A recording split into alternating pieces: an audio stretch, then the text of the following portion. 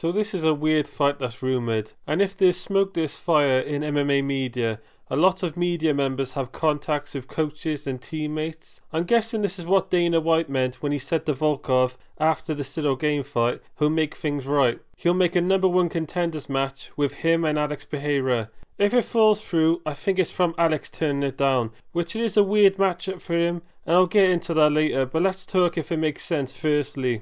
I think, purely as fans, we'd prefer to see Cyril Gane versus Alex Pereira as his first heavyweight bout. Cyril Gane is a good fleet-footed striker, and we'll see how Alex deals with a heavier guy in the striking battle who has a lot of the same attributes as Tom Aspinall. But then you're rewarding Gane for that bad decision, giving him a fighter with the most eyes on him right now. You gain a lot from beating Alex. Even if your pay doesn't directly rise, you get money from sponsorships and such outside the ring.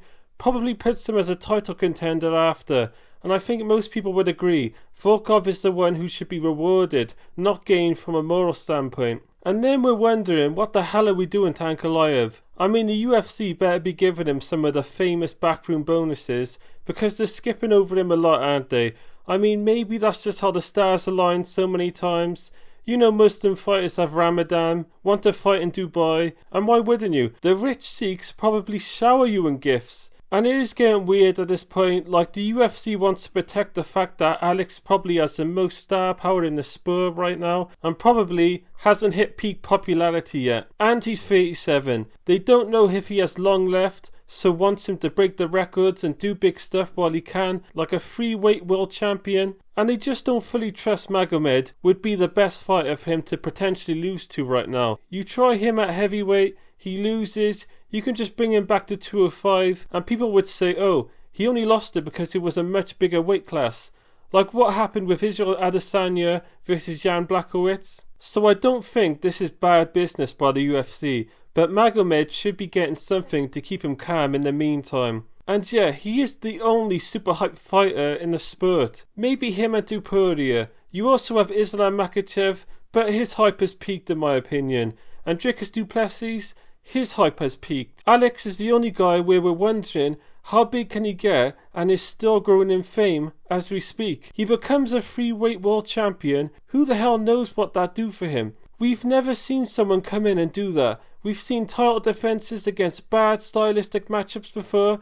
Never seen a free weight world champion in the UFC. Now it's common in boxing where there's like 3 or 4 pounds in between weight classes. Manny Pacquiao got like 8 titles in 8 different weight classes. But in a sport where there is a 15-pound difference in between weights, 3 championships is probably the maximum limit to the amount of titles someone can get. And there's very few people who can dehydrate themselves like crazy and bulk up so mad like Pereira. So I'm liking it if that's the next move. I do believe in the legalistic interpretation of the sport that a champion must face the number one contender. But if Magomed is satisfied and given something to step aside, let's have fun with Alex while we can then.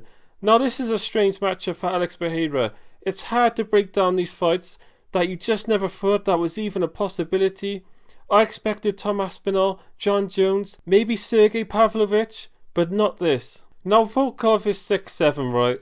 And people lie about their height all the time in the UFC, but we've seen him next to people who are legit 6'2" or 6'3", and he towers over them, so he's a big guy. He's also starting to grasp more and how to use his length. Now he wasn't a Stefan Struve who had no idea how to. While Stefan did use his reach well, that one time Ben Rothwell kicked him 5 times in the balls, if you remember that. Shout out to Dan Mergliotta, the greatest referee. But what I mean by starting to grasp how to use his length, you watched like the Derek Lewis fight and he just started spamming knees. Now he did get a bit concussed before that by an overhand, but he did infighting strikes a lot of the time and didn't move. Like in the first Cyril Gane fight, he'd be up against the cage, letting Cyril bounce in and out.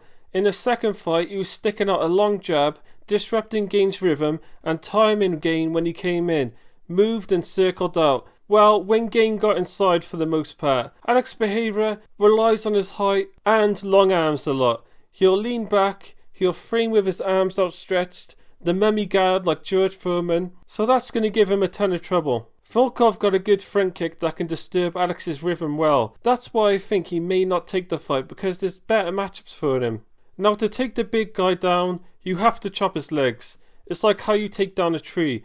He could chop the legs, jab the chest and the body. When Volkov is immobile, hit him with the left hook. That's his simple game plan that could work. But we wonder what, if Volkov goes for the takedown, he's a massive log on top of you. He's got some legit submissions. That part could probably end in disaster for Alex and is something to be factored in. I'll be optimistic and give Alex a 60% chance. I think it's by KO in the third. Volkov, if he wins, I give it a 30%. And I see winning by submission in the second round. Takes Alex down in the first, lays on him, then takes him down again in the second and goes for the finish. Anyway, that's my thoughts. Let me know what you think in the comments.